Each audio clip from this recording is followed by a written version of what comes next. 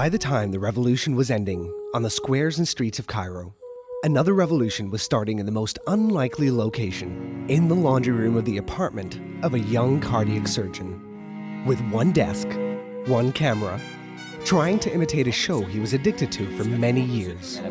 Yes, this young doctor thought that just by commenting on videos, using fast editing, sound effects, over-the-shoulder photos, and even on-location reports, that he could make a political satire show. We made it to TV, and we made a lot of noise as we were at it. أهلا بكم.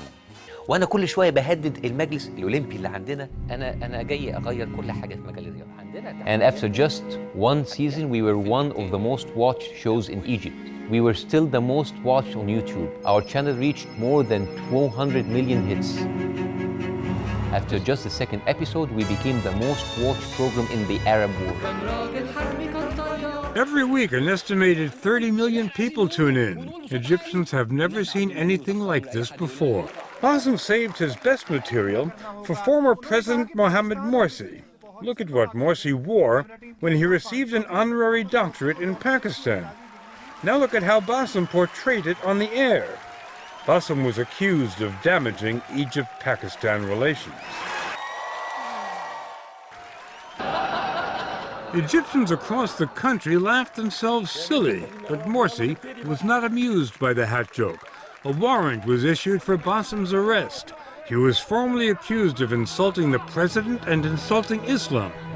On the 30th of June, people took to the streets to overthrow the Muslim Brotherhood's regime, and Bassem was now faced with a new reality that he should continue with his message of satire, regardless of the circumstances. And so, Bassem Youssef stood up and did his show and made fun of the new regime and their funny hats. And that lasted a day.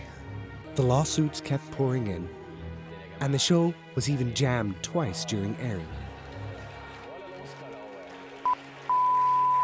Eventually, insurmountable pressures on the channel and the team forced the show to be finally banned. واحنا بنعتبر ان وقف البرنامج في حد ذاته رسالة أقوى وأوضح وأعلى بكتير جدا من استمراره ومن أي حاجة كانت هتتقال في البرنامج. من الآخر الرسالة وصلت. It seems that satire was too much for some people to handle. It seems that satire is not an easy task after all. My name is Bassem Youssef, and I'm your host for tonight.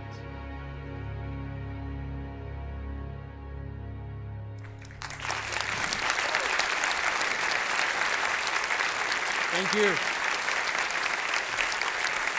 Thank you. Thank you very much. Thank you very much for having me here. As most of you know, that my show was banned a few months ago, so I have no idea why would you listen to an unemployed bum like me, but thank you very much for pretending to listen. But hey, we're here, right? I mean, the flights were free, the hotel was included, why the hell not, right? So being on the show was such a tough ride. We had to work under constant threats of legal prosecution, continuous incitements of hate by pro-authority media, and we even had to work while mobs gathered outside the theater threatening the safety of our crew. And yet, we had the biggest audience in the Middle East. We were always accused of something. The religious media accused us of being against religion, against the country, and against the people. The ultra-nationalistic media that followed accused us of working against the army, against the country, and against the same people. Both kinds of media played the fear card to scare the people, but the people didn't care and continued to watch until eventually we were forced to shut down. Looking back on these days, I wonder what made a comedy show so uncomfortable for authority and its loyal media. Why would sarcasm rattle them so much, and why would people trust a comedy show more than a serious political show? It is simply because media has failed to do its job. We are always told that media is considered as the fourth estate. It should be independent, and it should hold authority accountable. It should demand transparency, and it should breathe down the ruler's neck for the sake of the people. But when the media stops questioning authority, when it stops representing the people for the sake of the government, it ceases to be independent, and it fails to be the voice of the people. It is not a fourth estate anymore. It is simply called propaganda. Propaganda does not work for the people. Propaganda is only directed to an audience of one, the emperor. The people are no longer a priority on its agenda. Propaganda now will do its best to keep the public in line, keep the people distracted and terrified. No questions of importance should be asked. No real issues that matter to the people should be addressed. And this is when the people realize they can't trust that sorry excuse of a media.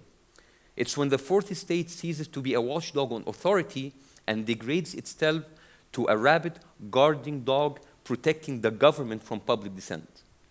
Propaganda tries to create a parallel reality, a reality where everything is fine and where the emperor is never wrong and is even celebrated by the whole universe.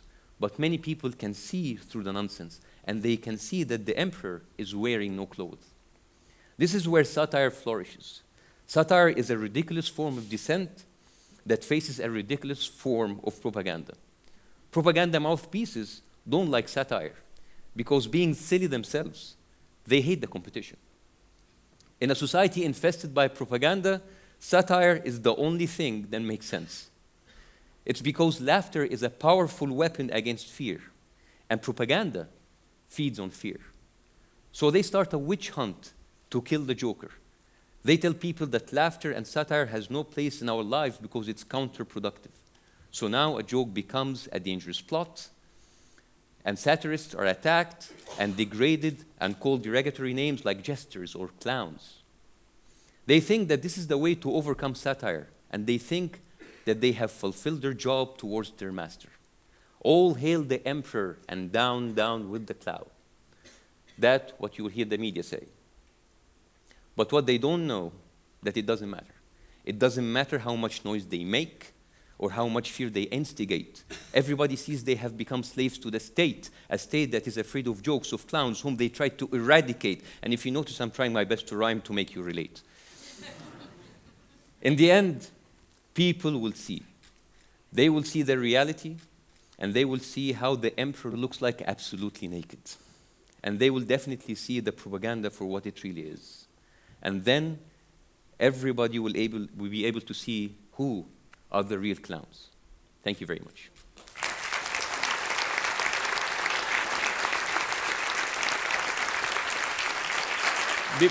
Before I leave the stage, I would like to say that, like, whatever happened to me, I just had a show that was canceled. But I'm here in the presence of people that had really gone through a lot, and they have suffered a lot. And they actually had real ordeals and very, very, very horrible atrocities. And I'm humbled, and I'm very, very, very honored to be sharing the same platform they are. They are the real heroes. Thank you very much.